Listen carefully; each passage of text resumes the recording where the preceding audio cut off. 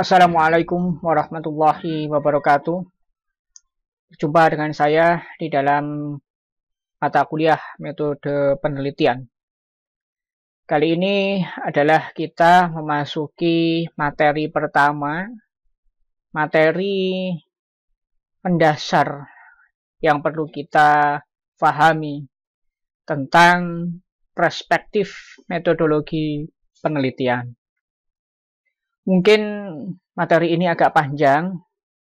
Diharapkan teman-teman mahasiswa dapat sabar untuk menimba ilmu, karena demikianlah ilmu memang harus ditimba dengan penuh kesabaran, keuletan, dan ketelatenan. Sehingga saya harapkan walaupun video ini panjang, teman-teman mahasiswa tetap menyimak dan mencatatnya. Kenapa saya membuat video tutorial ini? Karena yang pertama, pertemuan kita di kelas melalui online Zoom sangat terbatas. Kemudian juga kalau kita melihat bahwa apabila kita menjelaskan melalui Zoom, juga mungkin kondisi suasana dan situasi yang kurang mendukung, sehingga kita dukung dengan suasana atau sebuah media yang bisa diakses kapanpun dalam kondisi yang bagaimanapun. Kita bisa menyimak untuk materi dasar metodologi penelitian, yaitu yang pertama adalah perspektif metodologi penelitian. Di sini kita akan membahas 5 pembahasan. Yang pertama, pembahasan tentang pengertian metode penelitian, kemudian tentang jenis-jenis metode penelitian, kemudian adalah tentang pengertian metode penelitian kuantitatif, karena kita saat ini untuk SE Indosakti saya tekankan 2. Yang pertama adalah metode penelitian kuantitatif, dan yang kedua adalah metodologi penelitian research and development. Untuk penelitian kualitatif, maka saudara bisa nanti belajar pada saat bimbingan kalau ada yang mau mengambil metodologi kualitatif. Karena kualitatif ini memang sifatnya adalah mencari data secara komprehensif dan mendalam. Kata mendalam ini adalah sampai ada titik jenuh data. Sehingga di sini juga diperlukan suatu metodologi khusus yang memerlukan kesabaran. Namun demikian, karena di Indosakti juga ditekankan research and development, di mana research and development adalah gabungan dari keduanya. Kalau menurut Sugiono demikian, maka dari itu saya tekankan dahulu yang kuantitatif, kemudian R&D, research and development. Kenapa kualitatif tidak? Karena kualitatif itu membutuhkan waktu tersendiri, yang dimana di dalam pembelajaran kita selama 1 semester ini terlihat kurang memadai, kurang cukup, sehingga nanti untuk kualitatif bisa secara intens pada bimbingan kalau yang mau ngambil. Tetapi untuk kenapa kok saya pilih kuantitatif daripada kualitatif? Karena kuantitatif ini tertimbang, lebih dapat dilaksanakan secara tertimbang, dan juga lebih mengutamakan teori dan juga data-data di lapangan, dan juga lebih logis tatkala kita logis dan empiris ya, tatkala kita akan membuktikan sebuah hipotesis. Berikutnya adalah alasan mengapa kuantitatif, juga karena metode kuantitatif ini nanti akan kita bahas juga. Metodologi kuantitatif ini adalah sudah klasik gitu ya, sudah banyak dilakukan di berbagai instansi, baik instansi pendidikan maupun instansi industri, di mana penelitian kuantitatif ini yang dapat mengembangkan model-model yang lebih lanjut, yang nantinya tatkala model dari variabel-variabel tersebut atau konstruk bagian variabel nanti akan diketahui mana yang menimbulkan problem atau masalah di dalam suatu kehidupan bermasyarakat ataupun juga di dalam suatu perusahaan. Maka itu yang nanti akan diteliti lebih lanjut di dalam kualitatif maupun research and development ataupun pengembangan dari produk guna mengatasi permasalahan. Kemudian kita juga akan membahas tentang proses penelitian kuantitatif, dan yang terakhir kita akan membahas tentang kapan metode kuantitatif digunakan? Kapan metode kuantitatif digunakan? Ini juga akan menjawab pertanyaan kapan metode kualitatif digunakan dan juga kapan metode penelitian research and development digunakan. Adapun untuk metode yang lain seperti metode penelitian dengan pustaka, ya metode penelitian pustaka, kajian-kajian pustaka ataupun metode penelitian tindakan kelas dan lain sebagainya, kita tidak membahasnya dan kita batasi hanya penelitian kuantitatif dan penelitian research and development saja. Oke, itu alasannya ya. Yang pertama, kita langsung masuk ke pengertian metode penelitian. Baik. Secara umum, metode penelitian yaitu cara ilmiah untuk mendapatkan data dengan tujuan dan kegunaan tertentu. Di sini kita mendapatkan 3 kata kunci utama. Yang satu adalah cara ilmiah, atau 4 kata kunci ya, kalau kita masukkan dannya ya. Yang pertama adalah cara ilmiah, itu kata kunci pertama. Yang kedua adalah data. Yang ketiga dan keempat adalah tujuan dan kegunaan. Ya. Jadi cara ilmiah, data, tujuan, kegunaan. 4 kata kunci. Dan ini akan kita bahas satu persatu mengenai apa yang dimaksud cara ilmiah, kemudian data, kemudian tujuan serta kegiatan tersebut. Next. Cara ilmiah. Apa yang dimaksud dengan cara ilmiah? Cara ilmiah itu dapat dikategorikan menjadi beberapa bagian atau elemen. Yang pertama, cara ilmiah adalah bersifat rasional. Rasional adalah masuk di dalam akal dan dapat dinalar. Kemudian empiris. Empiris adalah sesuatu hal itu dapat diamati oleh panca indera manusia. Baik indera penglihatan, indera pengecap atau perasa, indera peraba, indera pembau, maupun indera pendengar. Dan kita kesampingkan indera keenam. Ya, kita kesampingkan indera keenam karena indera keenam ini dirasa tanda kutip adalah tidak rasional. Walaupun secara keimanan ada, ya, secara keyakinan ada, tetapi tidak dapat dijangkau. Tidak dapat dijangkau oleh mayoritas kebanyakan manusia. Sehingga kajian-kajian ilmiah itu biasanya memang menyangkut hal-hal yang bersifat dunia dan dapat diamati. Adapun tatkala bersifat gaib, bersifat keimanan, maka di sini tidak masuk ke dalam cara ilmiah, melainkan ada metode tersendiri. Nah, di sini cara ilmiah juga elemennya adalah sistematis. Sistematis adalah proses yang menggunakan langkah-langkah terstruktur. Jadi langkah-langkahnya itu adalah langkah-langkah yang terstruktur yang dapat dituliskan di dalam bagian per bagian, di mana langkah yang terstruktur tersebut bersifat logis. Ya, kembali lagi kepada cara ilmiah adalah logis. Jadi bukan berarti kita menafikan sesuatu yang bersifat bersifat gaib, bukan. Tetapi memang cara ilmiah adalah metodologi untuk meneliti yang dapat dirasionalisasi dan dapat ditangkap oleh panca indera. Maka dari itu, tatkala masalah iman ya adalah masalah keyakinan pribadi masing-masing, kemudian tatkala itu memang dikejawantahkan di dalam kitab suci dan juga kalau di dalam Islam ada Al-Quran dan hadis dan sebagainya, itu ada metode tersendiri. Kecuali di sini memang kita membuktikan ya dengan perlakuan. Jadi tatkala misalkan ada di dalam surat Ar-Rahman gitu ya, ada 2 lautan, marojal bahroini yaltaqiyan bainahuma barsahul la yabghiyan, fabi ayyi ala rabbikuma tukadziban.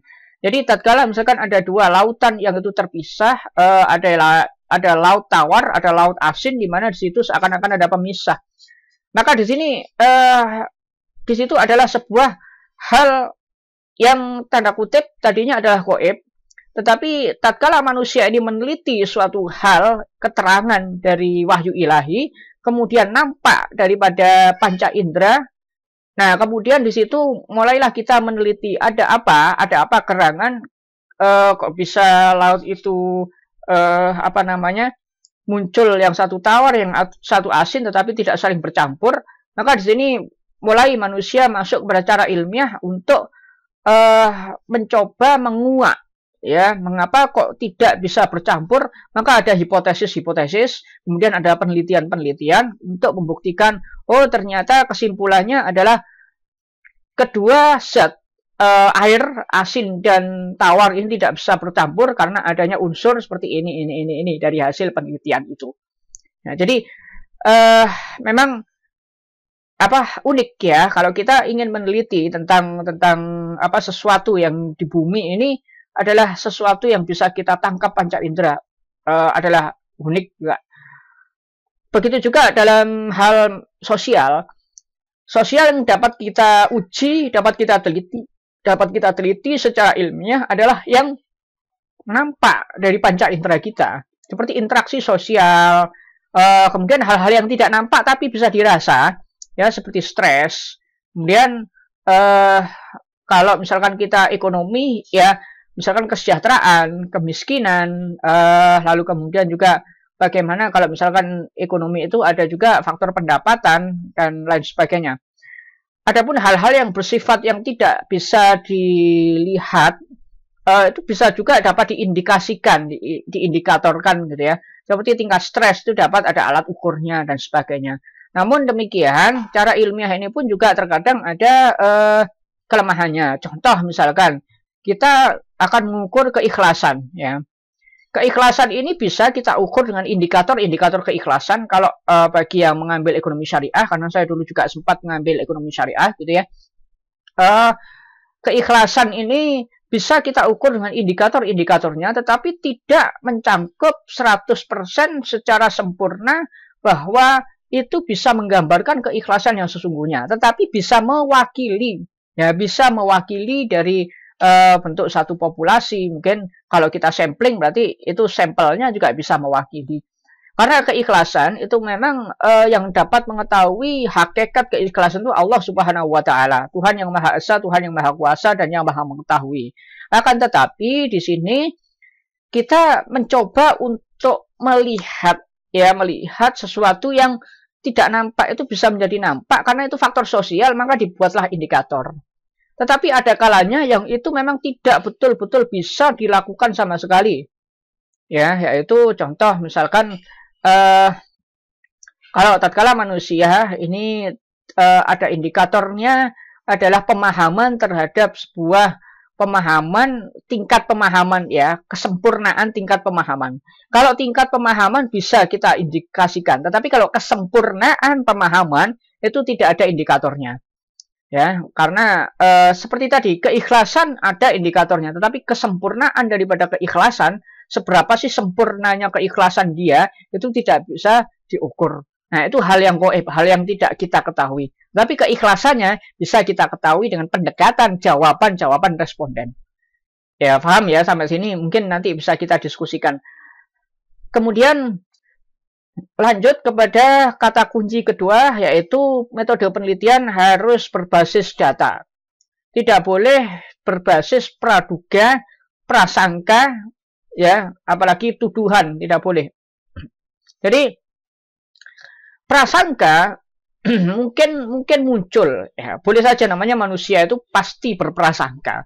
Tetapi prasangka itu tidak bisa kemudian dijadikan landasan hukum atau tidak bisa pula dijadikan sebuah landasan membuat keputusan.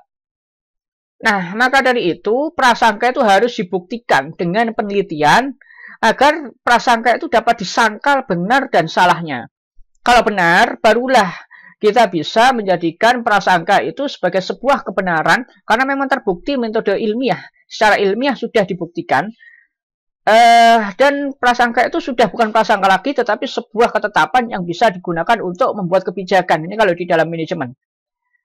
Tetapi tatkala prasangka itu tidak dilakukan sebuah penelitian, maka prasangka tetaplah prasangka dan itu tidak bisa dijadikan sebuah hukum, apalagi sebuah ketetapan untuk membuat sebuah kebijakan. Dan cara untuk membuktikan prasangka adalah dengan melakukan metode penelitian. Salah satunya adalah harus mengolah data, mengumpulkannya dan mengolahnya. Mengumpulkan data dan mengolah data. Oke, jadi ini adalah data, adalah kata kuncinya. Data yang pertama adalah harus valid. Data yang valid itu adalah data yang dapat dianalisis dan dapat dilaporkan, di mana analisis dan laporannya adalah harus sesuai dengan ekspektasi jumlah yang sebetulnya. Jadi tidak bisa, katakanlah misalkan sebuah pasukan, ya, sebuah pasukan itu terdiri dari 100 orang. Lalu kemudian kita dengan gegabah menyatakan pasukan itu banyak sekali. Atau dengan gegabah juga menyatakan pasukan itu sedikit sekali. Tanpa membandingkan. Tanpa melihat apa saja yang ada atau yang dimiliki oleh pasukan tersebut. Seperti contohnya, kalau kita melihat betapa banyaknya pasukan yang dinilai sedikit dibandingkan dengan pasukan kita, mungkin yang sangat besar, sehingga kita meremehkan. Nah, ini sudah keputusan yang tidak valid. Pasukan itu sedikit, kita banyak, kita pasti menang. Nah, ini sebuah sesumbar yang tidak valid. Seharusnya kita meneliti lebih dalam. Pasukan tersebut sedikit, katakanlah 100, kita adalah 10.000 katakanlah. Mereka 100. Tapi teknologi yang mereka miliki sangat canggih. Mereka sudah punya peluncur rudal, mereka sudah punya senapan jarak jauh, sniper mungkin. Mereka sudah punya artileri, kavalerinya berupa tank. Sedangkan kita hanya senapan atau pistol misalkan. Walaupun 1.000 orang pistol, tapi mereka sudah punya roket. Ya, tapi roket mereka disembunyikan. Maka dari itu, inilah yang dimaksud dengan kevalitan data.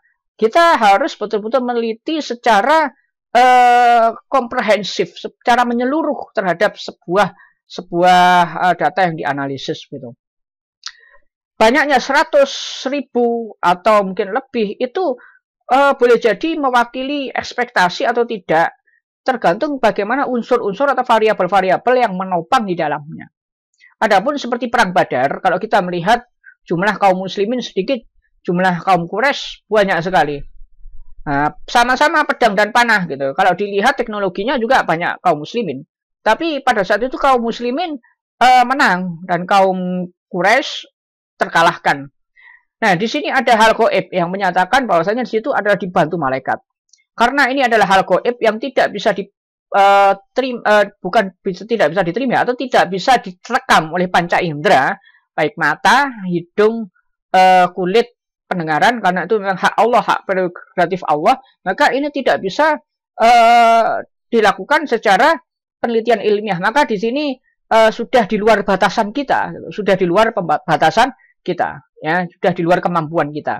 Ya, kita memang meneliti sesuatu yang tampak. Contoh meneliti sesuatu yang tidak tampak apa? Meneliti jin, ya. Seperti meneliti kecelakaan, ya, pengaruh gangguan jin terhadap jumlah kecelakaan di tol Cipularang misalkan. Ya, itu tidak bisa.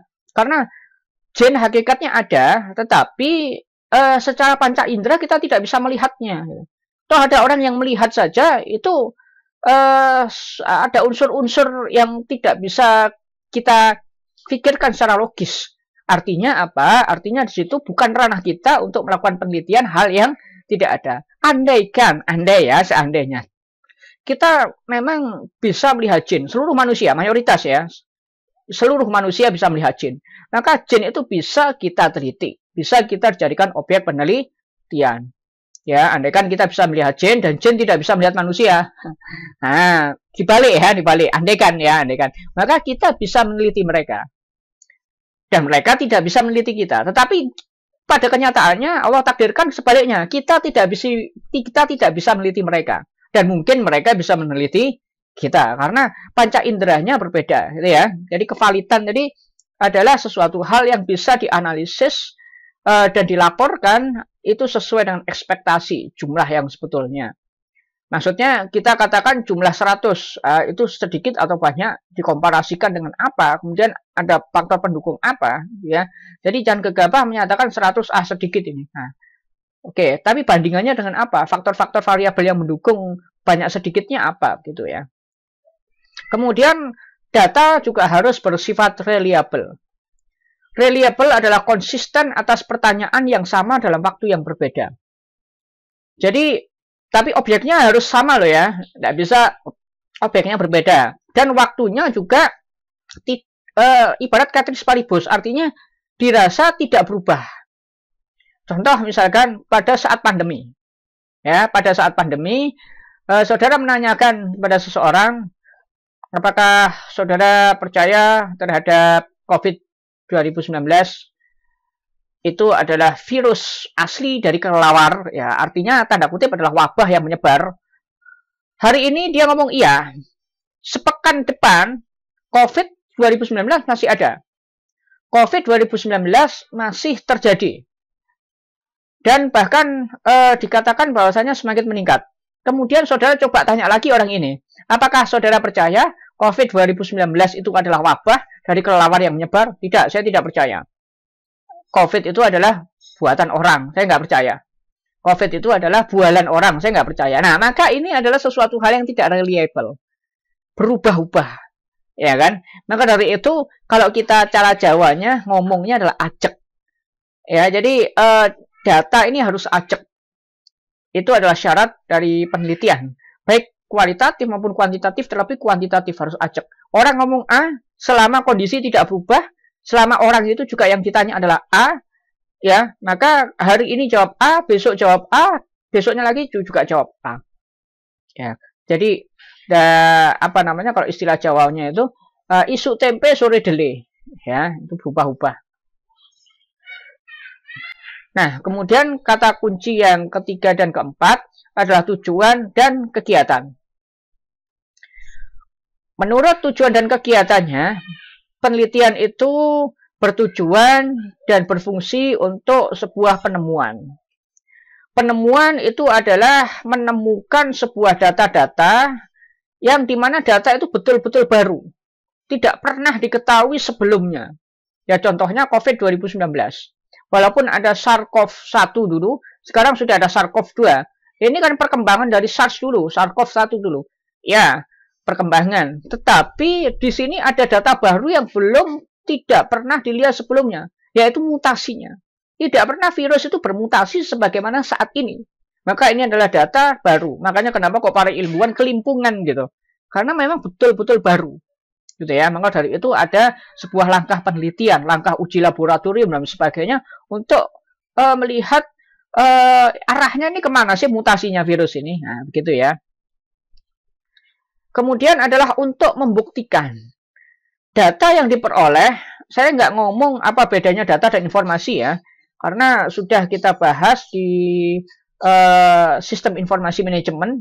Data itu adalah sesuatu yang bisa dibaca tetapi tidak bisa diterjemahkan begitu saja. Kalau informasi itu bisa dibaca, bisa diterjemahkan sehingga itu dapat digunakan sebagai membuat kebijakan gitu.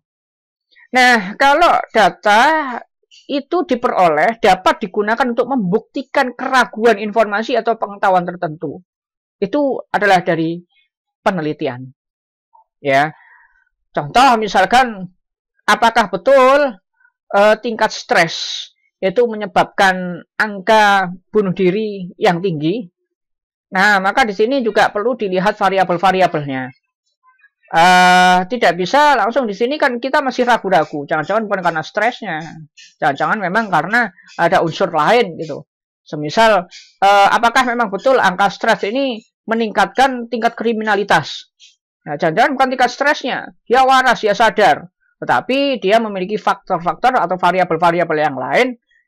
Oh, mungkin saja kemiskinan, mungkin saja hal-hal yang lain yang menjadikan kriminalitas ini meningkat. Nah, ini maka itu perlu diuji, ya, diuji kebenarannya, keraguan-raguannya.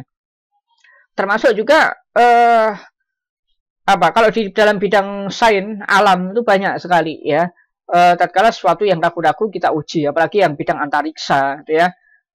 Apa benar Big Bang ini, apa benar alam semesta itu terjadi karena Big Bang dan sebagainya. Itu ada untuk membuktikan keraguan-raguan itu. Kemudian penelitian juga bersifat untuk pengembangan, gitu ya. Data-data yang digunakan untuk memperdalam dan memperluas pengetahuan yang ada. Contoh saja research and development. Sebelum kita melakukan sebuah pengembangan produk untuk solusi permasalahan, terlebih dahulu kita melihat permasalahan. Ya. Kebetulan kalau di kampus kita pakai asumsi. Nah, nanti kita jelaskan di masa-masa R&D pakai asumsi. Asumsi ini sebetulnya tidak bisa digunakan begitu saja, walaupun bisalah digunakan di dalam hal-hal penelitian tertentu, tetapi penelitian yang valid, yang reliable tidak bisa menggunakan asumsi. Maka dari itu kenapa kok di bukunya Sugiono itu menyatakan adalah metode penelitian kuantitatif, kualitatif, dan R&D. Sebelum kita mengembangkan produk untuk mengatasi problem atau permasalahan, kita harus mengetahui dulu apakah betul variabel X1, X2, X3 ini yang menjadikan problem variabel terikatnya. Berarti harus pakai kuantitatif dulu.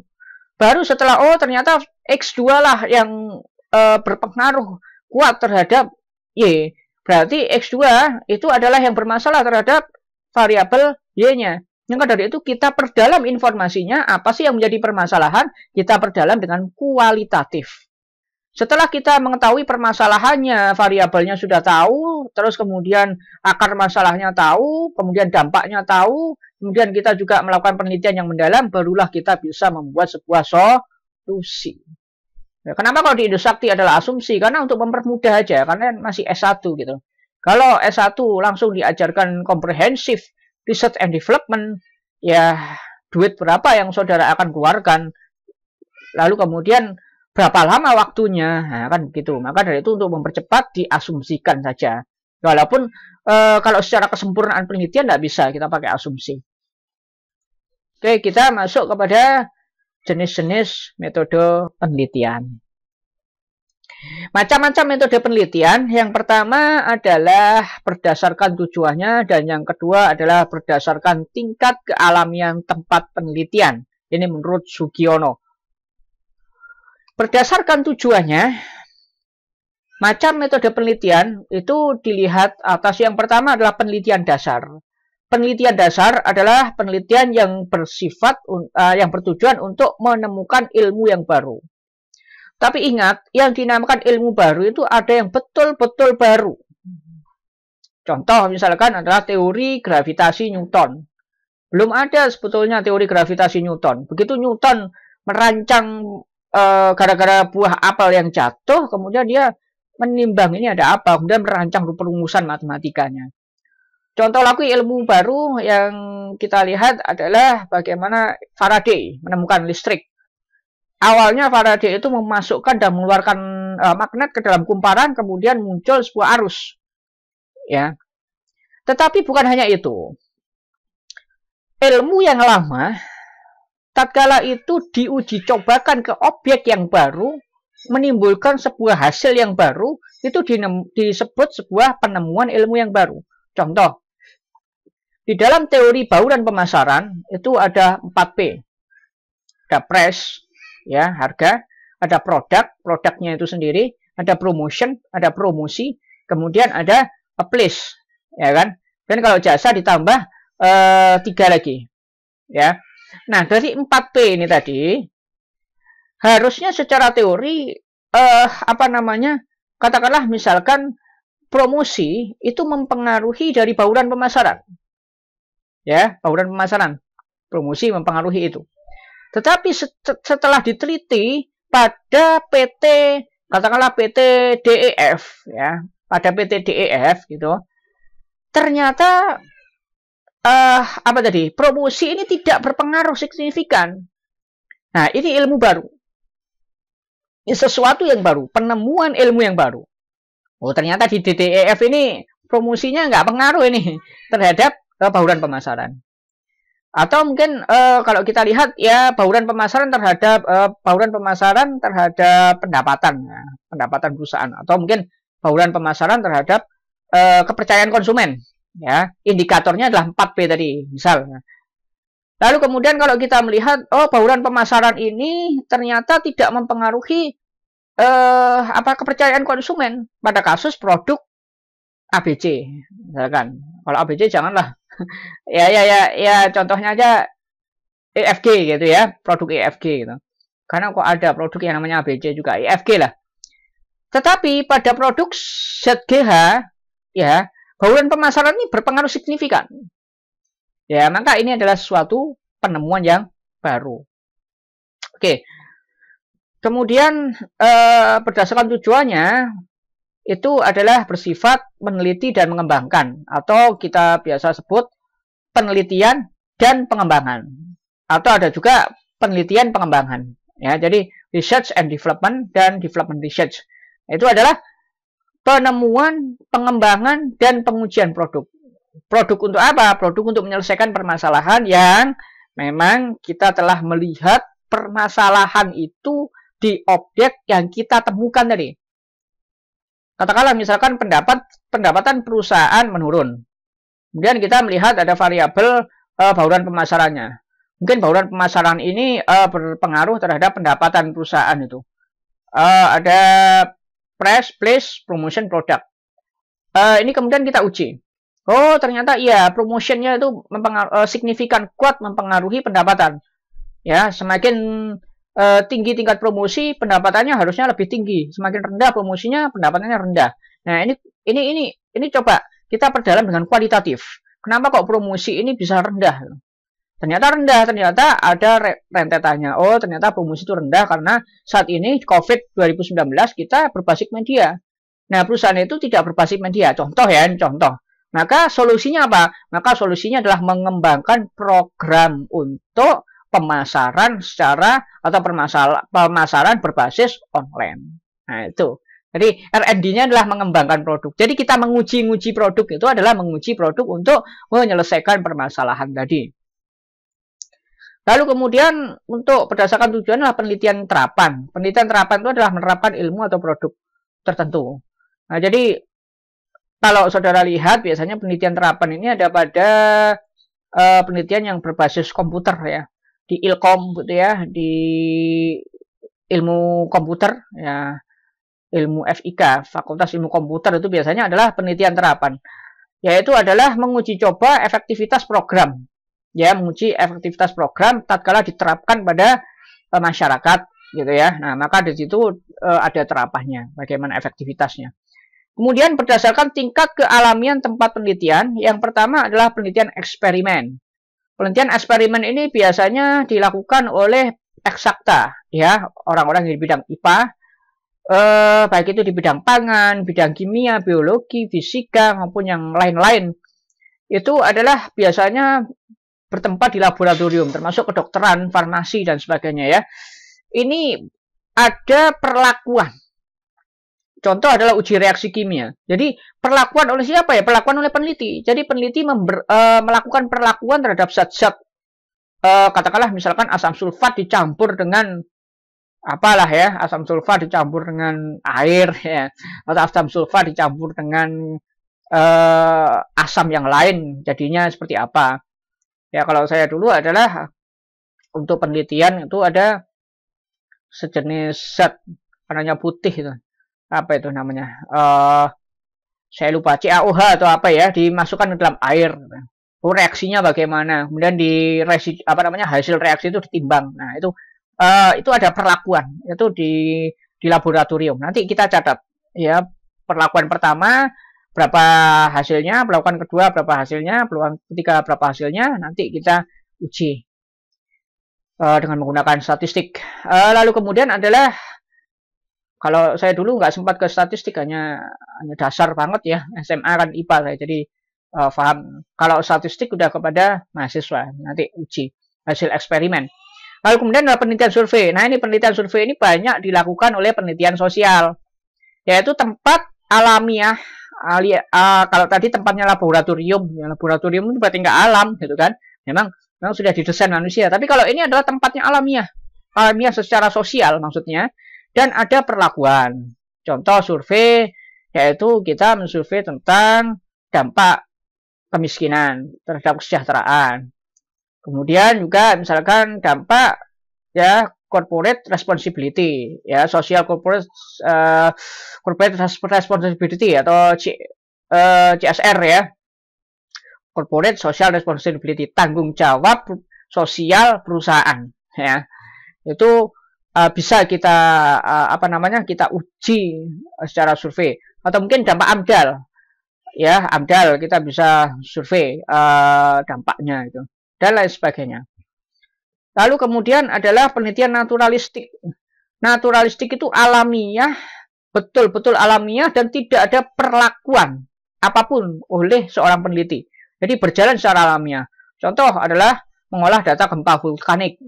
Jadi di situ gempa hari per hari ya selama katakanlah selama 1 semester. Nanti ada berapa banyak hari itu. Kemudian dicatat, kemudian dilihat. Dari situ menunjukkan atau menghasilkan gunung ini masih aman, berstatus siaga atau bahkan waspada. Itu bisa kita lihat dari data-data yang ada. Oke, itu berdasarkan tujuannya. Lalu kemudian pengertian metode penelitian kuantitatif.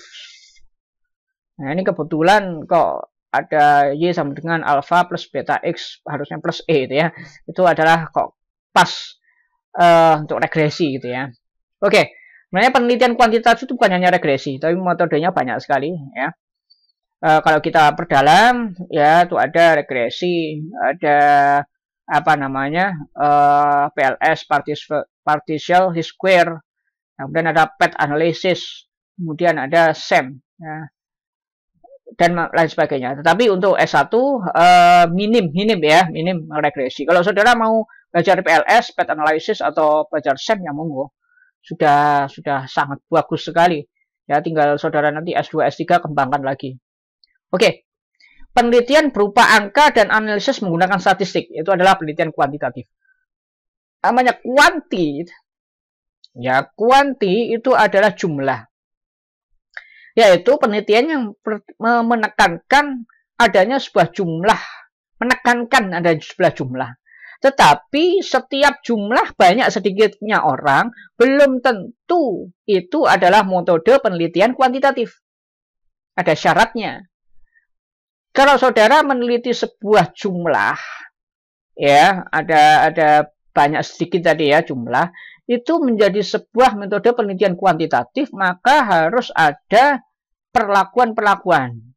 Ya, yang pertama adalah menggunakan metode statistik. Minimal adalah metode statistik sederhana, seperti rata sederhana, ya, modus, mean, median, gitu kan. Yang kedua, boleh jadi di sini juga ada unsur-unsur variabelnya. Ya, unsur-unsur variabel. Nah, nanti kita akan perdalam lagi gitu ya. Ada penelitian kuantitatif ini juga pakai menggunakan statistik ya. Statistik biasanya ada alat bantunya banyak.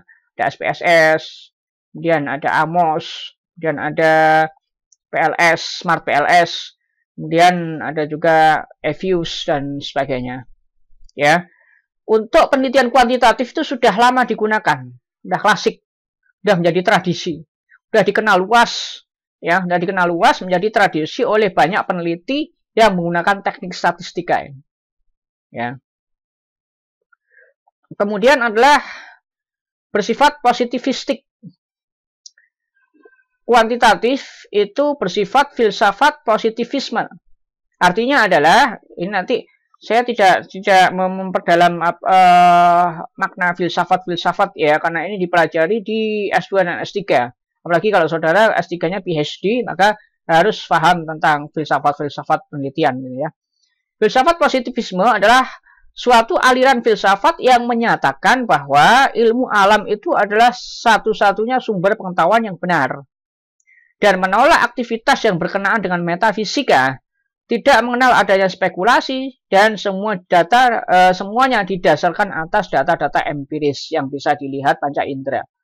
Jadi filsafat positivisme itu ya apa yang nampak kita teliti dan kita yakini, yang tidak nampak itu urusan keimanan masing-masing ya.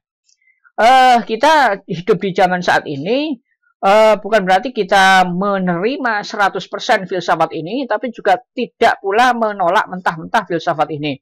Karena ada kalanya filsafat positivisme itu digunakan memang untuk meneliti hal-hal yang bersifat nampak untuk kesejahteraan kehidupan manusia. Tetapi kita juga tidak menerima 100% sebagai orang-orang yang beriman. Tentu kita percaya dan yakin adanya hal-hal gaib ya.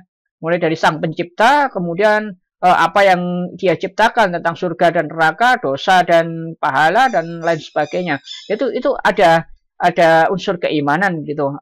Yang mana di dalam kita untuk meneliti sesuatu yang bersifat nampak untuk kesejahteraan manusia, maka di sini filsafat ini bisa kita gunakan ya. Oke. Kemudian metode penelitian kuantitatif itu bersifat saintifik. Penelitian kuantitatif itu sangat memenuhi kaidah ilmiah. Karena ada tadi sudah kita bahas, yaitu sudah rasional, empiris, sistematis, terukur, dan terstruktur. Ya. Berikutnya adalah discovery. Discovery ini adalah bersifat pengembangan ilmu pengetahuan dan teknologi. Jadi penelitian kuantitatif itu banyak digunakan untuk proses pengembangan ilmu pengetahuan dan teknologi. Kalau tidak percaya bagaimana Pak Habibie mengembangkan pesawat itu dengan utak-atik matematika, dengan kemudian kalau ilmu-ilmu sosial pada saat Pak Habibie dulu menjadi presiden itu pernah ada cerita ya seorang sahabat beliau yang pas kebetulan menjadi salah seorang dosen di Brawijaya. Saya sempat menjadi murid beliau. Beliau sekarang sudah almarhum ya. Semoga Allah mengampuni dosa-dosanya dan menerima seluruh amal baiknya. Beliau mengatakan, Habibie itu sahabat saya. Pernah saya mendengar dia di suatu forum gitu cerita bahwa bagaimana cara untuk membalikkan kondisi Indonesia yang terpuruk di tahun 98 menjadi sesuatu yang dolar itu tadinya sudah menyentuh level 10.000 gitu ya, kemudian bisa dikendalikan lebih ya, kalau 10.000 lebih pada saat itu dolar udah hampir 20, kemudian bisa ditekan dengan sangat baik. Karena di situ sempat stafnya juga bicara pada saat itu Pak Habibie kirim faksimil ya, yang intinya berupa angka-angka, seluruhnya angka, tidak ada tulisan sama sekali, angka matematis. Dia tadinya bingung, ini apa maksudnya? Itu rumusan-rumusan untuk pesawat. Tetapi kemudian Pak Habibie menyampaikan pesan, tolong angka-angka ini disubstitusikan, seolah-olah ini adalah proses kita di dalam mengendalikan negara, ini adalah proses di mana kapal itu oleng. Ya, maka bagaimana kapal itu kembali stabil terbangnya. Akhirnya dia paham. Oh, berarti ini kondisi sosial diibaratkan sebagaimana pesawat, gitu ya. Lalu kemudian dia membalas pun juga dengan berbalas-balasan dengan rumus matematika. Allahu a'lam itu apa yang beliau sampaikan betul atau tidak, gitu ya. Semoga saja memang betul demikian, gitu ya. Kemudian adalah proses penelitian kuantitatif. Nah, ini kita sudah memasuki sebuah hal yang sedikit teknis, nah menyangkut proses. Proses diawali dari melihat sumber masalah secara empiris. Empiris artinya adalah bisa diketahui panca indera, dilawankan dengan teori. Empiris ini adalah sesuatu yang terkadang tidak ideal. Empiris ini adalah sesuatu yang terkadang memang dirasa tidak memenuhi sesuatu yang ideal ya. Ideal itu berarti sempurna. Tetapi teori adalah sesuatu yang dianggap ideal. Sudah diklaim sebagai sesuatu yang memang seperti itu. Contoh, bahwa pendapatan yang besar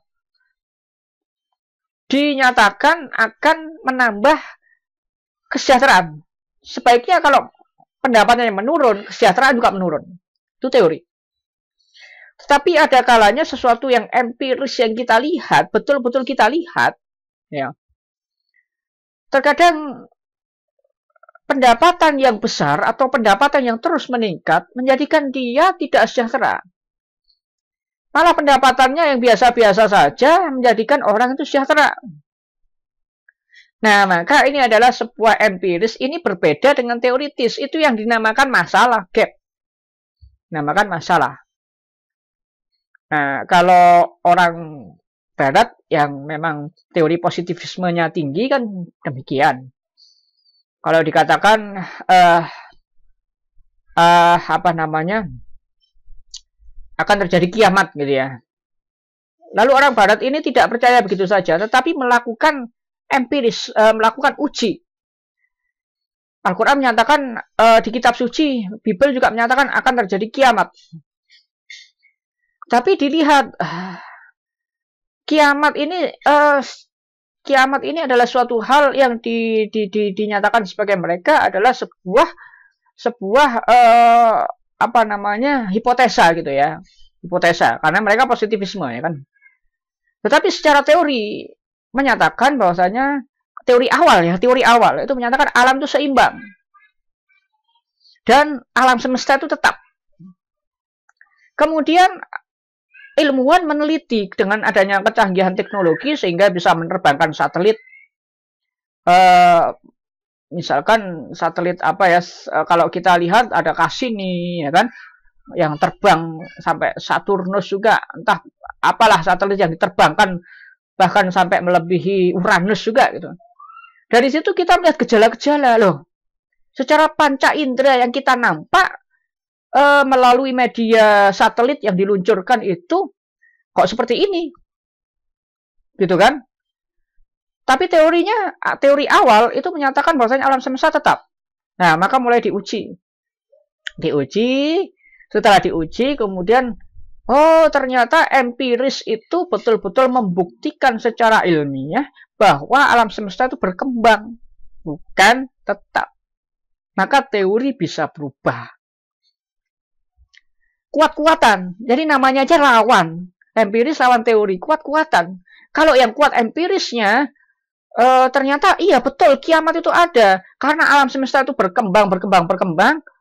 Terus kemudian diuji di laboratorium. Kalau sudah berkembangnya itu tingkatnya sudah semakin lebar. Wah, bisa terjadi tabrakan antar galaksi. Bisa terjadi lepasnya medan magnetik. Bisa terjadi matahari juga bisa mati dan sebagainya. Maka inilah yang disebut kiamat menurut mereka. Bumi hancur ya, lebur. Nah, ini menurut mereka, oh ternyata iya, menurut Bible itu betul. Nah, akhirnya apa? Teori berkembang. Tadinya alam semesta itu tetap dinyatakan alam semesta itu berkembang. Tetapi ada kalanya empiris ini kalah dengan teori. Nah, ada kalanya demikian. Maka empirisnya yang dinyatakan, oh ya memang ini ada problem. Contoh misalkan pendapatan harusnya meningkatnya pendapatan harusnya meningkatkan kesejahteraan itu secara teori. Tapi ini kok enggak. Apakah teorinya yang salah atau empirisnya yang salah? Kalau teorinya yang salah berarti ya mutlak tidak ada variabel lain yang mempengaruhi. Tetapi setelah diteliti, oh ya jelas saja pendapatannya meningkat, tetapi dia tidak sejahtera, ternyata dia ada konflik keluarga. Setelah didalami lebih lanjut melalui kualitatif, misalkan. Variabelnya tidak ada masalah. Ya, tetapi permasalahannya ada pada pendalaman problem tadi. Oh, ternyata ada variabel konflik. Konflik kepada siapa? Oh, konflik dengan keluarganya. Ya, jelas nggak sejahtera.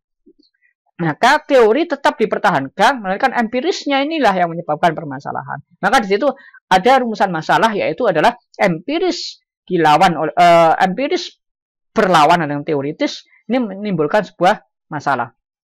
Jadi ada gap. Nah, gap inilah yang tadi nanti akan apa namanya, kita rumuskan masalahnya. Nah, mengapa kesejahteraan ya seharusnya meningkatnya pendapatan dia itu harusnya meningkatkan kesejahteraan dia, tetapi itu secara teoritis ya, tetapi secara empiris justru dia nggak sejahtera. Mengapa? Nah, mengapanya itu rumusan masalah. Kan begitu ya kan? Tapi kalau misalkan begini Pak, secara teoritis itu pendapatan meningkat, kesejahteraan meningkat. Secara empiris, iya Pak, pendapatannya meningkat dia justru sejahtera. Ya lapo buat teliti gitu loh. Ngapain diteliti? Nggak ada masalah. Yang ada masalah itu tatkala teori itu tidak sama dengan apa yang saudara lihat, apa yang saudara rasakan, nggak sama. Nah, kayak itu, oh ini berarti masalah. Coba saudara teliti. Nah, kan, coba saudara teliti. Bagaimana? Oh iya, ternyata ada variabel lain, stres misalkan. Nah, ya, berarti. Tetapi tatkala seperti alam semesta tadi, berarti apa namanya? Empiris tadi yang lebih kuat. Empiris tadi yang lebih kuat, jadi hipotesa ini yang kalau mereka Bible ya, Bible itu juga menyatakan kiamat itu ada gitu ya. Sebagaimana Al-Qur'an juga menyatakan kiamat itu ada, yang karena mereka itu teori positivisme, maka mereka jadi oh iya ya, ternyata kitab suci itu betul. Ini bisa kiamat ini. Nah, ini bisa ada potensi kiamat. Nah, gitu. Karena ada sebuah kalau teori alam semesta itu tetap tidak betul karena memang data-data empiris menunjukkan perkembangan. Berarti teorinya yang diubah.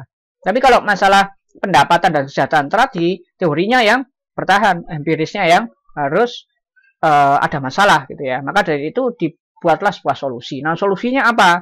Solusinya nanti di R&D. Bagaimana kuantitatif itu? Kuantitatif itu kalau deskriptif ya, itu kita hanya memaparkan aja masalahnya ini. Kalau S1 paparkan saja masalahnya selesai gitu ya.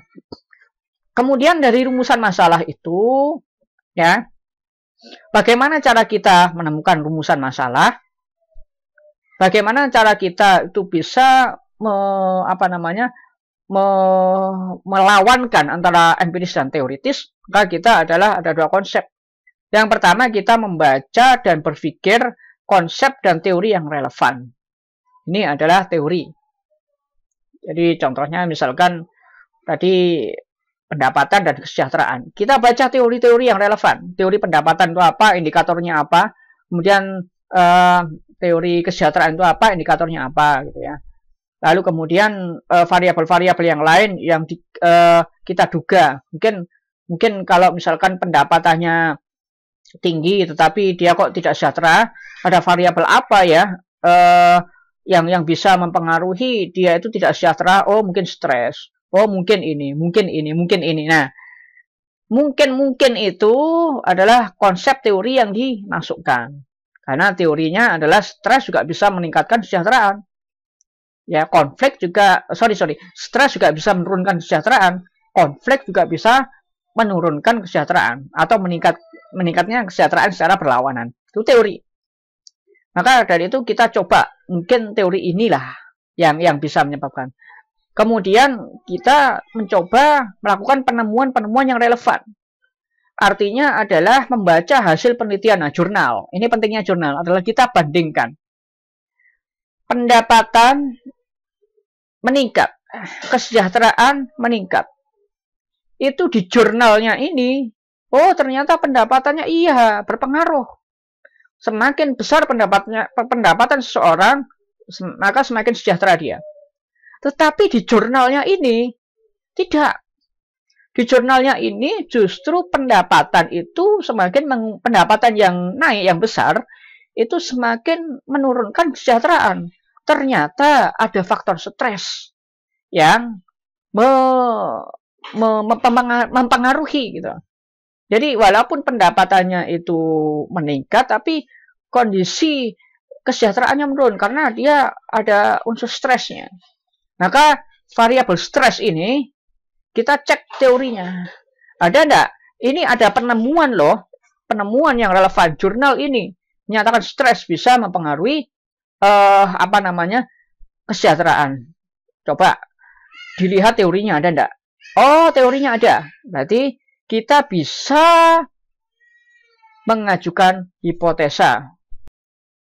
Jadi kita bisa mengajukan hipotesa. Hipotesa itu dari mana? Hipotesa itu dari dua hal.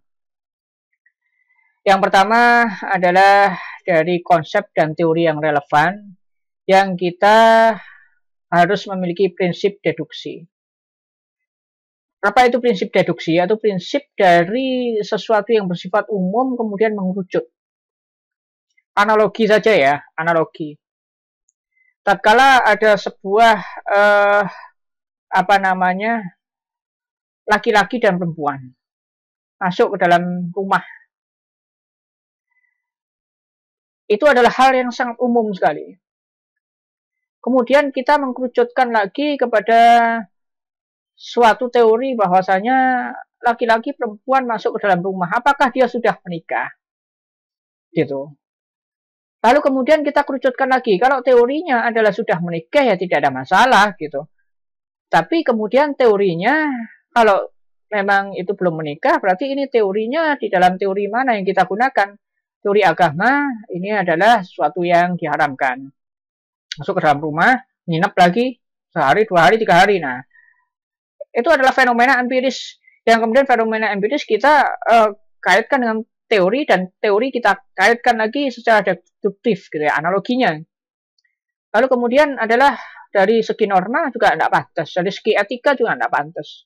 Kalau dua, tetapi ternyata di situ ada suara anak kecil. Nah, ini mulai dari suatu empirisnya, suara anak kecil. Maka anak kecil ini ada suatu teori lagi, itu jangan-jangan anaknya. Tapi boleh jadi itu bukan anaknya, ya kan? Maka di situ ada kesinambungan antara teori dengan fakta empiris gitu loh. Jadi pengajuan hipotesis itu karena seperti itu. Kalau secara penelitian ya, kalau kita melihat adanya sebuah kesejahteraan itu meningkat karena adanya suatu pendapatan, itu teori. Teori kesejahteraan apa saja, kemudian variabelnya itu apa saja gitu ya. Kemudian kita mengerucut ke situ, tapi juga dibarengi dengan penemuan-penemuan yang relevan. Artinya apa? Artinya boleh jadi pendapatan itu bisa meningkatkan kesejahteraan. Tetapi ada penemuan-penemuan, penelitian-penelitian yang menyatakan ternyata pendapatan yang meningkat itu tidak menjadikan kesejahteraan meningkat.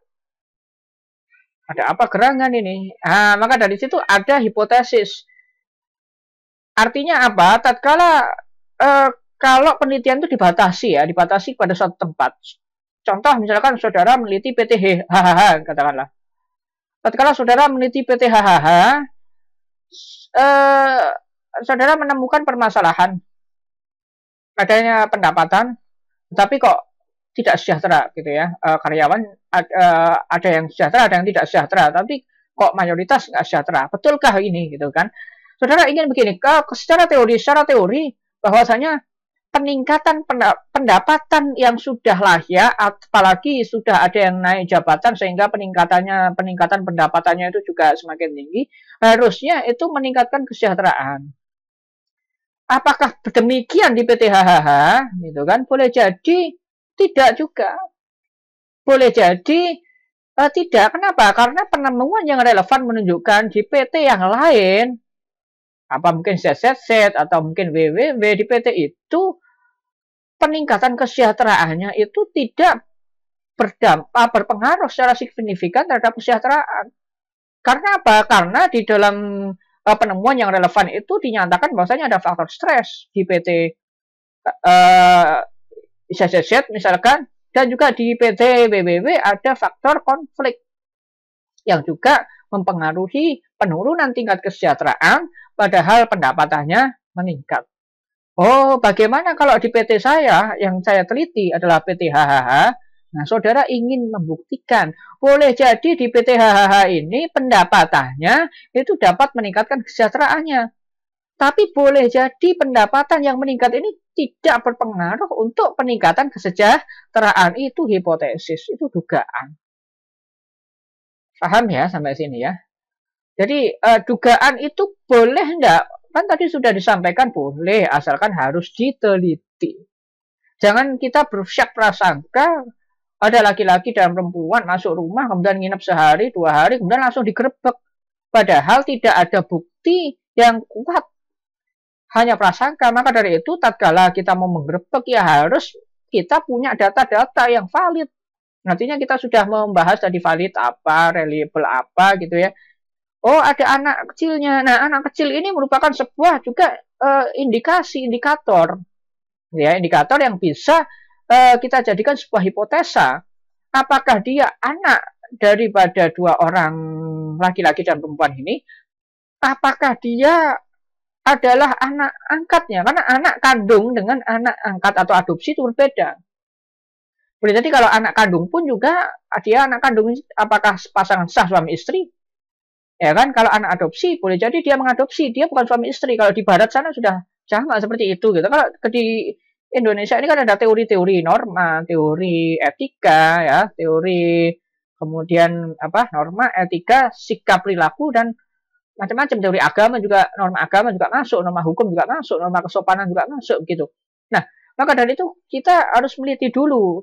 Tetap kalau memang data-data itu sudah ada dan kita teliti, kalau ini secara kualitatif ya, kita itu sudah mendapatkan informasi valid bahwasanya memang itu anak kandung daripada laki-laki dan perempuan itu, maka hipotesis yang diterima adalah oh berarti itu sudah menikah dan sudah memiliki anak kandung. Dan hipotesis yang ditolak adalah ternyata hipotesis yang ditolak adalah dia belum menikah dan itu anak adopsi atau anak angkat, itu dicoret.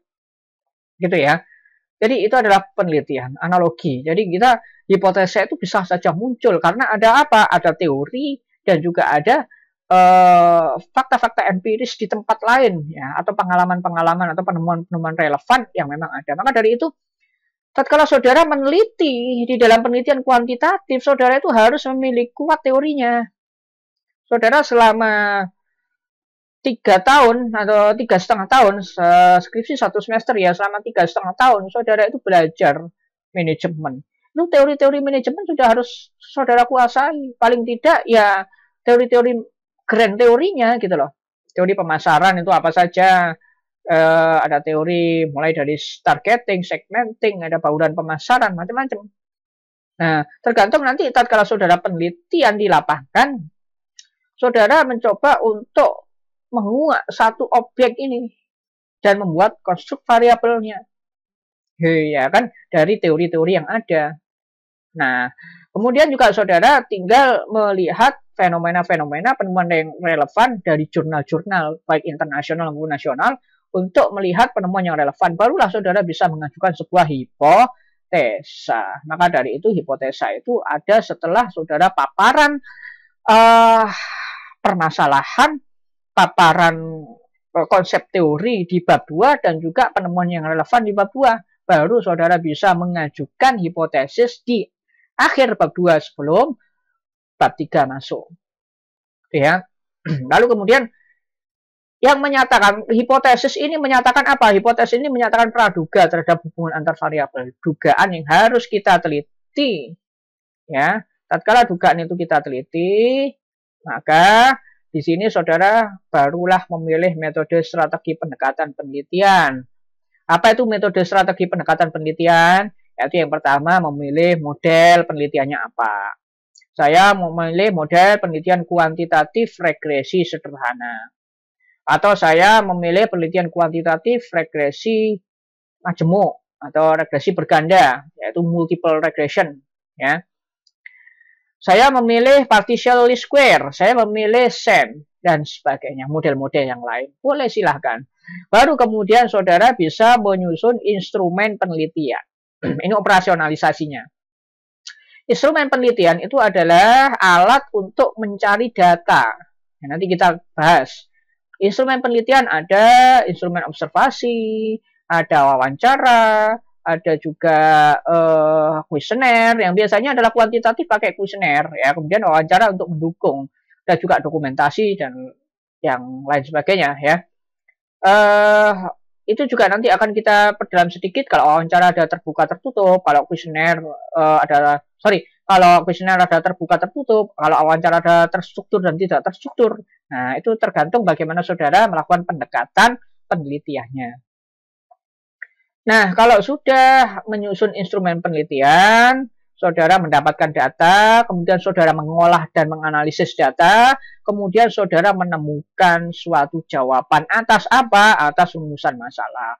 Apakah betul variabel pendapatan, variabel konflik, dan variabel stres mempengaruhi kesejahteraan karyawan pada PT HHH? Nah, ternyata penemuannya dinyatakan bahwasanya oh betul. Ternyata penemuannya dinyatakan oh tidak, stres tidak berpengaruh. Yang berpengaruh adalah pendapatan dan konflik. Ternyata ada konflik. Kemudian konflik apa? Saudara perdalam melalui penelitian kualitatif. Nah, seperti tadi analoginya, ada laki-laki dan perempuan, ada anak.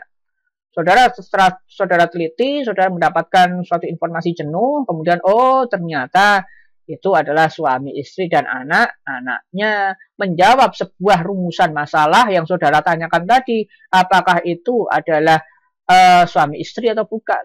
Kemudian berhipotesis itu boleh jadi suami istri dan itu anaknya, anak kandungnya, itu boleh jadi suami istri dan itu boleh jadi bukan suami istri dan itu anak angkatnya. Ternyata setelah dilakukan penelitian, pencarian data dan analisis data, analogi aja ya ini ya, dikatakan bahwasanya oh itu adalah suami istri dan anak kandungnya. Sehingga hipotesis yang diterima adalah hipotesis pertama. Begitu juga secara kuantitatif tatkala kita menguji variabel. Next. Kemudian penggunaan aspek logika untuk merumuskan hipotesis dan juga penggunaan aspek metodologi untuk menguji hipotesis yang diajukan. Jadi begini. Aspek logika itu bisa merumuskan hipotesis. Aspek logika itu juga dari teori yang muncul. Contoh saja logika sederhana adalah kesejahteraan itu logikanya dipengaruhi secara sebanding oleh pendapatan. Pendapatan meningkat, kesejahteraan meningkat. Pendapatan menurun, kesejahteraan menurun. Tetapi secara empiris biasanya tidak selamanya demikian. Boleh jadi pendapatan yang meningkat, tetapi kesejahteraan tidak meningkat, justru menurun. Nah, maka dari itulah kita harus meneliti ada apa gerangan, ya. Karena sesuatu hal yang berubah itu bisa juga dikaitkan dengan perubahan situasi teknologi sehingga teorinya berubah. Tetapi juga bisa dikatakan teori itu tetap. Yang menjadikan berubah adalah karena kita tidak menjadikan dia tidak sesuai teori adalah karena kita tidak mempertimbangkan variabel-variabel yang lain. Sehingga kebenaran di dalam sudut pandang positivisme itu ada dua. Logika tidak selamanya benar, iya. Logika bahwasanya pendapatan yang meningkat itu diiringi oleh kesejahteraan meningkat, itu tidak selamanya benar. Tetapi logika itu dapat menguak kebenaran tatkala logika itu dibarengi dengan ada apa sih? Lalu kemudian kita meneliti dengan juga menggunakan aspek logika. Kita meneliti sehingga menjadikan oh ternyata ada faktor stres dan ada faktor konflik yang menjadikan meningkatnya pendapatan tidak meningkatnya kesejahteraan secara signifikan. Jadi logika tidak selamanya benar, maka dari itu harus kita uji. Kenapa kok tidak selamanya benar? Karena boleh jadi ada variabel yang kita tidak pertimbangkan, boleh jadi ada suatu perubahan teknologi dan juga perubahan zaman. Seperti tadi alam semesta. Alam semesta awalnya teorinya tetap. Logikanya demikian. Teori yang sudah dipatenkan secara logika, bahkan dirumuskan secara logika matematika, tapi ternyata padanya perubahan teknologi itu para ilmuwan sudah membuat satelit, sudah diluncurkan seperti Cassini ya, sudah menjelajah luar angkasa sehingga menemukan fakta-fakta empiris yang baru. Barulah kemudian loh ternyata kok seperti ini. Nah, fakta empiris itu merubah logika yang tadinya dinyatakan sebagai sebuah kebenaran, maka dirubahlah. Seperti contohnya bumi datar. Dulu di kalangan sebelum ada Galileo Galilei menyatakan bahwasanya bumi ini datar, jadi jangan jauh-jauh ya berlayar nanti terjun ya, terjun. Tapi kemudian setelah diketemukan bahwasanya bumi itu tidak datar, bulat. Akhirnya artinya apa? Artinya sesuatu logika yang tadinya itu dinyatakan sebagai kebenaran berubah seiring dengan fakta empiris yang ada, dan pengujiannya juga dilakukan oleh sebuah logika juga, pengamatan juga oleh satelit dan sebagainya, itu juga menggunakan perhitungan matematika yang logis sehingga satelit bisa meluncur dan sebagainya. Kemudian terbuatlah suatu kebenaran bahwasanya bumi adalah bulat dan bumi berputar. Ya. Tapi ada kalanya teori itu tetap, yang kurang adalah variabel yang kita tidak perhitungkan sebelumnya. Kemudian proses penelitian kuantitatif dalam laporan penelitian ini sudah teknis pelaporan. Ya, yang pertama adalah perumusan masalah. Perumusan masalah itu dituliskan setelah kita memaparkan masalah, tentu di latar belakang masalah. Latar belakang masalah di dalam laporan penelitian itu adalah sesuatu hal yang paling sulit dikerjakan. Karena apa? Karena harus bisa membuat pembaca ini tertarik dan memahami gap yang ada. Pembaca pelaporan penelitian saudara biasanya kalau membuat laporan penelitian untuk bisa didanai hibah itu harus membuat proposal. Bagaimana agar proposal saudara itu dapat didanai? Ya harus betul-betul bisa meyakinkan bahwasanya penelitian saudara itu memuat masalah dan masalah itu akan dikuak jawabannya. Apa masalah itu? Masalah tadi kan sudah dijelaskan, artinya adanya ketidaksinkronan antara teori dan fakta-fakta empiris pada objek yang kita teliti. Teoritis dengan fakta empiris ya pada objek yang kita teliti. Artinya begini. Sebuah teori menyatakan pendapatan itu meningkatkan kesejahteraan. Meningkatnya pendapatan, meningkatnya kesejahteraan. Tetapi di perusahaan HHH itu justru sebaliknya. Pendapatan, maka saudara harus menampilkan data. Data pendapatan karyawan perusahaan HHH selama tahun sekian sampai sekian. Ini. Data kesejahteraan karyawan selama tahun sekian sampai sekian seperti ini, ya kan? Sudah meningkat kan? Meningkat, tetapi kesejahteraan aku turun ini. Kenapa? Padahal secara teori, saudara pertimbangan teori, bahwasanya secara teori harusnya kalau pendapatannya meningkat, kesejahteraannya juga meningkat. Ada apa? Baru saudara paparkan penelitian terdahulu satu saja kalau dalam latar belakang penelitian nanti akan kita bahas. Di dalam penelitian terdahulu juga sama kasusnya seperti perusahaan meningkat pendapatannya tetapi kesejahteraannya kok stagnan. Oh, kalau penelitian terdahulu itu karena ada unsur stres. Maka di sini boleh jadi stres itulah yang menjadikan permasalahan kesejahteraan di PT HHH. Oleh sebab itu sebagai peneliti ya akan mencoba menguak apakah betul ya kesejahteraan ini yang menjadi permasalahan, karena kalau tidak dikuak maka PT HHH ini akan terus mengalami penurunan kesejahteraan karyawan, akhirnya karyawan turnover-nya tinggi dan sebagainya dan sebagainya. Nah, itu.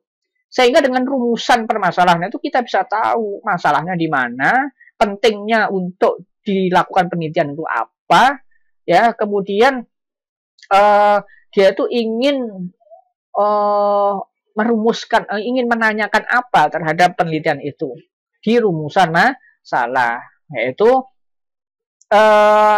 mengapa kan gitu. Biasanya rumusan masalah itu ada tanda tanyanya ya. Mengapa pendapatan di PT HH naik tapi kesejahteraannya menurun gitu ya kan gitu. Nah, itu nanti kita akan membahas untuk rumusan masalah nanti. Kemudian baru saja landasan teori di bab 2. Kalau tadi terkait dengan kesejahteraan, terkait dengan pendapatan, maka kita juga harus memaparkan landasan teori yang terkait dengan kesejahteraan dan terkait dengan pendapatan dan variabel lain yang mempengaruhinya. Minimum adalah pengertian dan juga indikatornya. Indikator itu apa sih? Indikator itu adalah sesuatu yang bisa mengindikasikan bahwasanya memang peristiwa ini itu mengindikasikan peristiwa yang lain. Contoh begini. saudara lampu mati ya, lampunya mati. Lalu kemudian saudara ingin mengetahui apakah lampunya yang mati sehingga harus membeli lampu baru, ataukah kabelnya yang putus sehingga harus mengerjakan atau menyambung kabel yang putus itu. Kalau saudara berdasarkan praduga prasangka, ini lampunya mati, ini pasti lampunya ini mati. Saudara beli lampu baru, loh kok nggak hidup lagi? Oh berarti kabelnya itu sudah membuang biaya berapa gitu loh. Karena ketidakefisienan dugaan itu tidak efisien kadang-kadang. Keputusan itu mengeluarkan uang yang banyak, boros. Sehingga saudara bagaimana caranya agar tepat di dalam mengeluarkan uang, yaitu saudara dengan menggunakan indikator. Indikatornya apa? Dengan alat bantu yang berupa test pen. Test pen itu ada lampu indikatornya. Nah, lampu indikator itu ya tatkala disentuhkan ke kabel, kabel kan ada dua. Kalau kabel yang mengalir di rumah kita ya, ada kabel netral, ada kabel fasa, ada ground. Kalau di Indonesia biasanya adalah fasa dan ada netral. Nah, kalau disentuhkan lampu indikator test pen itu mati, ya boleh jadi ada dua kemungkinan. Ada kemungkinan pertama tatkala memang kabelnya putus, ya, ataukah kalau test pen-nya baru beli loh ya, kita indikasikan test pen-nya baru beli. Apakah yang kabel yang disentuh itu adalah karena putus ataukah karena netral? Kalau netral ya nggak nyala. Nah, baru saudara menguji yang satunya lagi. Begitu diuji yang satunya lagi, ternyata mati juga. Oh, dua-duanya mati. Berarti di sini ada yang putus. Kan ada warnanya tuh, netral warnanya ini, fasa warnanya merah biasanya ya, netral warnanya biru. Oh, berarti yang merah saudara cek, terus loh kok mati? Oh, berarti ada yang putus. Berarti saudara nggak perlu beli lampu lagi. Artinya saudara harus merunut mana yang putus disambung. Tapi tatkala, oh ini mati, yang fasanya mati, yang netralnya dites, netralnya juga mati, oke, netral otomatis mati, dan fasanya hidup. Tatkala fasanya hidup, berarti ini lampunya yang rusak, saudara beli lampu baru. Nah gitu ya, teknik landasan teorinya berarti apa? Saudara harus mengemukakan atau menuliskan teori satu lampu apa, komponen-komponennya apa, kok dia bisa menjadikan mati hidup apa. Dan teori tentang kabel listrik ya. Terus kemudian teori tentang test pen. Test pen itu apa, kemudian bagian-bagiannya apa, indikatornya apa. Nah, dengan tiga hal yang disampaikan itu kita bisa tahu makna daripada lampunya, listriknya, dan test pennya. Barulah tadi perumusan hipotesis kita udah bahas sedikit ya. Barulah kalau sudah memaparkan landasan teori kita bisa menduga. Kemudian adalah pengumpulan data. Pengumpulan data itu adalah langkah yang tersulit kedua di dalam masalah penelitian. Kenapa? Karena pengumpulan data ini butuh waktu dan biaya. Sekarang ada Google Form yang saudara bisa buat gratisan, tetapi saudara butuh waktu juga untuk ngiklan. Ya. Tolong isi penelitian saya dari SI Indosakti mau meneliti tentang pengaruh variabel ini terhadap ini, kemudian tolong yang diisi ini kuesionernya. Ada yang mau ngisi, ada yang mau enggak. Berapa? 100 orang, gitu kan. Ya harus sabar. Tapi ada juga tatkala saudara punya banyak duit gitu ya, saudara tinggal menyuruh orang tolong sebarkan kuesioner sini. Ya sudah, tinggal main uang sebar kuesioner, saudara sudah terkumpul datanya. Itu tatkala data sudah terkumpul, maka ingat sebelum kita mengumpulkan data, kita harus menentukan dulu populasi dan sampelnya. Nanti akan kita bahas. Ya, karena kuantitatif itu harus ada populasi dan sampel. Ada populasi besar, ada populasi kecil. Ya, nanti akan kita bahas.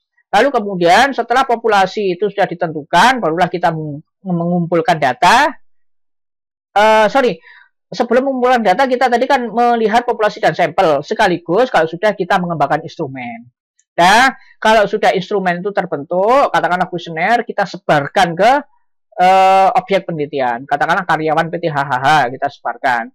Dan setelah itu barulah kita uji instrumennya. Jadi menguji instrumen itu setelah disebarnya kuesioner. Jawaban-jawaban itulah yang untuk sebagai indikator pengujiannya. Nanti akan kita bahas reliabilitas dan validitas. Validitas dan reliabilitas. Ya, harus urut ya. Validitas dulu baru reliabilitas. Ya, itu dua pengujian. Nanti akan kita bahas.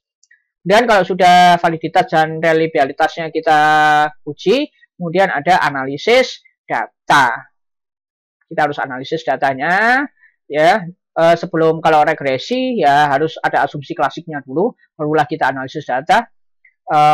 Kemudian baru kita bisa menjawab menarik kesimpulan, ya, baru kita bisa memaparkan hasil. Kemudian setelah memaparkan hasil kita menarik kesimpulan dan saran yang itu akan otomatis menjawab rumusan masalah.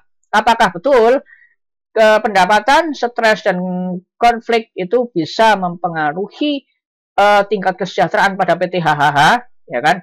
Ya, dari kesimpulan itulah kita bisa menjawab rumusan masalah. Secara otomatis tatkala rumusan masalah terjawab, setelah itu ya yang dinamakan rumusan hipotesis dan pengumpulan data itu adalah sudah selesai dan juga membuktikan landasan teori. Ternyata teorinya tidak berubah. Yang ada adalah variabelnya memang ada sesuatu variabel yang perlu diteliti lagi di penelitian selanjutnya. Itu ya memang kalau kita membahas secara normatif ini agak membingungkan. Enaknya apa? Langsung praktek penelitian. Langsung saudara pergi ke objek, saudara melihat masalah objek, ya, tentukan variabelnya apa, kemudian langsung melakukan penelitian. Nah, itulah perlunya bimbingan. Oke, kemudian kita akan mencoba di dalam kapan metode kuantitatif digunakan. Ya, kalau tadi kan sudah proses, sekarang kapan penelitian kuantitatif digunakan. Oke. Penelitian metodologi metode kuantitatif di dalam metodologi penelitian digunakan tatkala yang pertama masalah yang merupakan titik tolak sudah jelas. Dan masalah ini sudah berupa variabel-variabel yang jelas, ya. Kayak tadi ada permasalahan kesejahteraan yang dipengaruhi oleh pendapatan, diduga juga ada pengaruh oleh variabel stres dan konflik. Konfliknya apa itu nanti bisa ditelusuri lebih dalam di kualitatif, ya. Kemudian adalah ingin mendapatkan informasi yang luas dalam satu populasi. Jadi saudara ingin mengetahui informasi dalam sebuah populasi. Ya, ada populasi yang ditentukan. Kemudian adalah ingin diketahui pengaruh perlakuan terhadap suatu hal tertentu terhadap hal yang lainnya. Ya, jadi sebelum diperlakukan sesuatu itu seperti ini, kemudian setelah diperlakukan sesuatu bagaimana ya perubahannya, itu juga bisa digunakan kuantitatif biasanya di sains, ya. Kemudian adalah peneliti ingin menguji hipotesis penelitian, ya seperti tadi, ya ingin menguji hipotesis penelitian apakah betul variabel pendapatan, konflik dan stres bisa mempengaruhi kesejahteraan. Kemudian data penelitian ingin mendapatkan data yang akurat berdasarkan fenomena empiris yang dapat diukur. Ya seperti untuk menentukan gunung ini waspada, gunung ini aman atau tidak aman itu harus ada data-data yang akurat. Kemudian ingin menguji terhadap adanya keraguan-raguan tentang validitas pengetahuan teori dan produk tertentu. Ini biasa digunakan oleh partial least square (LS), ya. Itu contohnya apakah benar gitu ya, pendapatan konflik dan stres mempengaruhi kesejahteraan. Kalau pendapatan sudah banyak teori yang menyatakan meningkatnya pendapatan juga dibarengi oleh meningkatnya kesejahteraan. Tapi kalau meningkatnya stres itu dapat menurunkan kesejahteraan, itu baru hanya satu teori. Betul enggak sih sebetulnya teori ini? Nah, bisa kita lakukan uji, ya. Demikian yang bisa saya sampaikan. Ya, yang tadi sudah ya. Oke, tadi sudah. Demikian yang bisa saya sampaikan. Ya, kurang lebihnya mohon maaf kalau apabila ada kesalahan, karena manusia tidak luput dari kesalahan. Kalau biasanya berbeda ya antara saya menerangkan di kelas dengan menerangkan di YouTube. Kalau di kelas saya bisa melihat wajah-wajah cantik saudara, ya, wajah-wajah ganteng saudara. Saya laki-laki, kalau wajah ganteng ya harus netral aja gitu. Atau wajah-wajah semangat saudara, tertawa saudara, renyahnya obrolan saudara itu bisa saya dengar dan bisa saya lihat. Tapi kalau di YouTube ini saya kok melihat jenuh ya, laptop gini nih ya. Ya. Sehingga Sehingga kadang-kadang keperucut, sehingga kadang-kadang terlalu sepaneng, sehingga apa yang keluar ini kurang pas. Jadi mohon sarannya dan juga mohon koreksinya apabila salah, dan kita diskusi kalau memang Kalau memang ada yang belum dimengerti, kita diskusi baik dengan via komentar YouTube maupun via media yang lain. Sampai jumpa di video tutorial mendatang. Kurang lebihnya mohon maaf. Assalamualaikum warahmatullahi wabarakatuh.